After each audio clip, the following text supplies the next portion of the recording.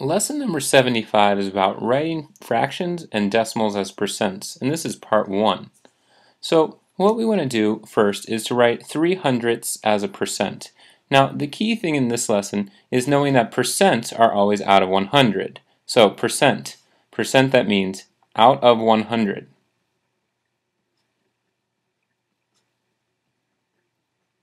So if percents mean out of 100, then 3 out of 100 must be 3%. So we'd write that as 3%. And we'd have our final answer, because it's already out of 100 when we look at it in our original format. We can box that answer and move on to our next question. Let's go ahead and write 3/10ths as a percent.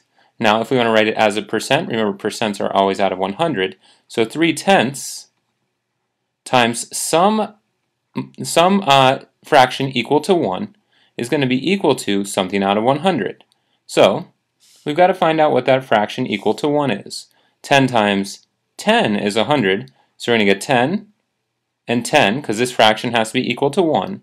So 3 times 10, well, 3 times 10, that must be equal to 30. So we've got 30 out of 100, so 3/10ths, that's equal to 30%. We've got to remember to write it as a percent with the percent symbol to get the correct answer, because that's what the question is asking to do, as a percent. Box it, and we can move on to our next example.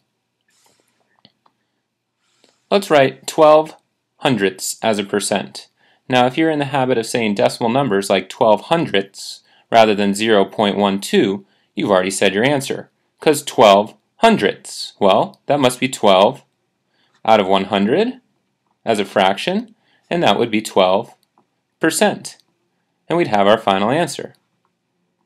Remember, percents always mean out of 100, so if you think of it that way, you can convert any fraction or decimal to a percent.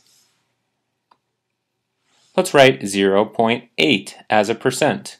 Well, 0.8, that's 8/10ths, so we're going to get 8 out of 10. We have to multiply it by some fraction equal to 1 to give us something out of 100, because we want it to be as a percent, so out of 100.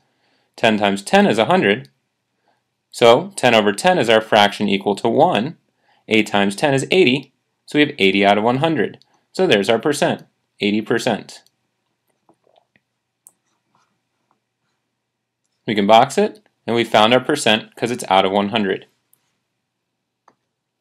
Lesson practice, we'll be working more with this on page 403. Make sure you've got your notes complete, and I'll see you during your next class.